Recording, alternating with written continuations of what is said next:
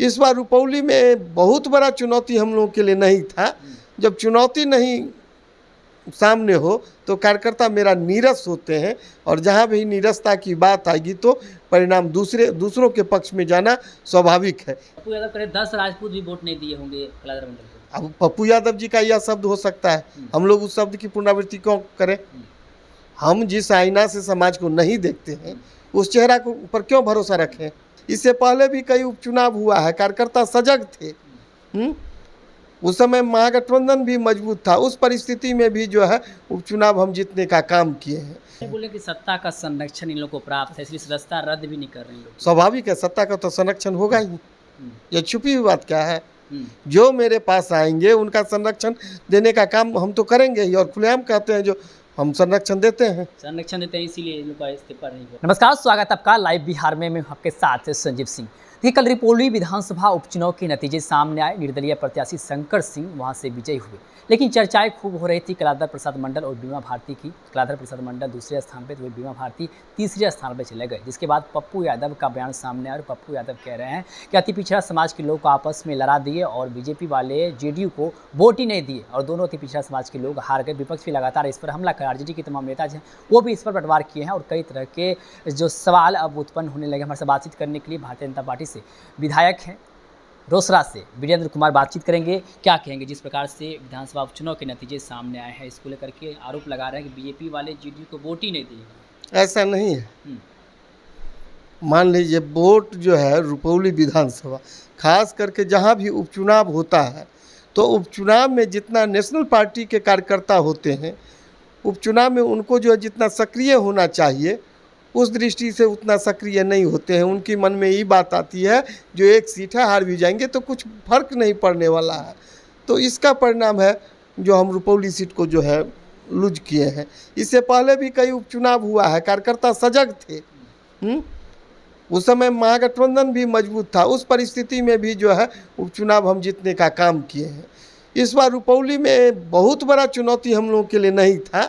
जब चुनौती नहीं सामने हो तो कार्यकर्ता मेरा नीरस होते हैं, और जहाँ भी नीरसता की बात आएगी तो परिणाम दूसरों के पक्ष में जाना स्वाभाविक है। इसीलिए वहाँ पर जो है हमारे अनुकूल परिणाम नहीं आया। देखिए, आरजेडी वाले कह रहे हैं कि अति पिछड़ा समाज के जो लोग हैं, चाहे वो बेटा हो बेटी हो, बीमा भारती बेटी थी और कलाधर मंडल बेटा था, अति पिछड़ा समाज से लोग आते थे, लेकिन ये लोग जो है अति पिछड़ा समाज के लोग को आगे बढ़ना नहीं दिखना चाह रहे हैं, इसीलिए इन लोग दोनों को हरा दिए।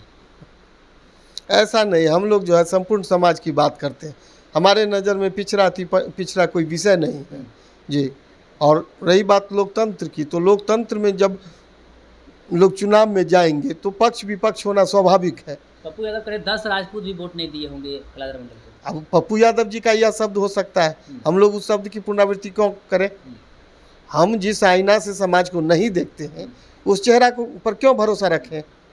अच्छा, बिहार विधानमंडल सत्र की शुरुआत होने वाली है, और इसको लेकर के जो तमाम जो पाला बदलने वाले विधायक हैं उनकी चर्चाएं होने लगी है, चाहे चेतन आनंद हो और साथ ही साथ बीमा भारती हो, और अगर बात करें तो नीलम देवी, सबकी चर्चाएं हो रही है। बीमा भारती जेडीयू से आरजेडी में गई, उन्होंने इस्तीफा दे दी, लेकिन चेतन आनंद और नीलम देवी और प्रहलाद यादव ये सभी जो है एनडीए में आए आरजेडी छोड़ करके। इन लोगों ने अभी तक इस्तीफा नहीं दिया है और सदस्यता भी इन लोग की रद्द नहीं हुई। क्या कहेंगे? अब यह तो संवैधानिक बात है। सदस्यता वाली बात जो आप बोल रहे हैं वह जो उनके काम से नाराज होकर के हमारी काम से प्रसन्न होकर के हमारे खेमे में आए हैं, तो हमारे खेमे में आए हैं तो इसके लिए उनको हम स्वागत करते हैं। और सदस्यता वाली बात है तो यह वैधानिक बात है, इस पर हम लोग कुछ नहीं बोल सकते हैं। बोले कि सत्ता का संरक्षण इन लोगों को प्राप्त है, इसलिए सदस्यता रद्द भी नहीं कर रहे हैं लोग। स्वाभाविक है, सत्ता का तो संरक्षण होगा ही, यह छुपी हुई बात क्या है? जो मेरे पास आएंगे उनका संरक्षण देने का काम हम तो करेंगे ही, और खुलेआम कहते हैं जो हम संरक्षण देते हैं, इसीलिए इन लोग का इस्तीफा नहीं हुआ। नहीं, यह विषय दूसरी बात है। संरक्षण देना हमारी बात है, वह कानून का काम है, संवैधानिक बात है। क्या कुछ लग रहा है विधानमंडल सत्र के दौरान कुछ बिहार को विधानमंडल में जो है प्रत्येक जिलों में जो है 20 सूत्री के माध्यम से बैठक ली गई है और काम की प्राथमिकता ली गई है। जो काम प्राथमिकता के तौर पर लिया गया है विधानमंडल के माध्यम से, उस काम को प्राथमिकता के आधार पर हम जनता को जो है करके समर्पित करने का काम करेंगे। और ख़ास करके इस विधानमंडल की जब बैठक होती है ग्रीष्मकालीन, तो इसमें जो भी लंबित बात है और आगे जो है उसको सप्लीमेंट्री के तौर पर ले करके जो है हम लोग काम ज़मीन पर उतारने का काम करेंगे। 18 जुलाई को बिहार बीजेपी प्रदेश कार्य समिति की बैठक होने वाली है, क्या कुछ इस बैठक में होने वाला है? माननीय राजनाथ जी अस्वस्थ हो गए हैं, मुख्य अतिथि के तौर पर आने वाले थे। उम्मीद है जो स्वास्थ्य कारणों से वह बिहार नहीं आएंगे तो यह कार्यक्रम आगे टल सकता है। कर सकता है राजनीति सिंह चाहते हैं। जी। चलिए बहुत बहुत धन्यवाद बातचीत करने की। तो हमारे साथ बातचीत कर रहे थे वीरेंद्र कुमार जी, और उन्होंने क्या कुछ कहा आप भी सुन रहे थे। बिहार विधानमंडल सत्र की शुरुआत होने वाली है और रुपौली विधानसभा उपचुनाव के जिस प्रकार से नतीजे आए हैं और विपक्ष जिस प्रकार से लगातार हमला कर रहे हैं भारतीय जनता पार्टी पे और कह रहे हैं कि जीडी के उम्मीदवार को इन्होंने जानबूझ कर आया, इसके बारे में उन्होंने कई सारे बातें कही हैं और अपनी राय रखी। आप भी सुन रहे थे, क्या कुछ कर रहे थे, आप अपनी राय प्रतिक्रिया कमेंट बॉक्स के माध्यम से दे सकते हैं। आप देख रहे थे लाइव बिहार, बहुत बहुत धन्यवाद।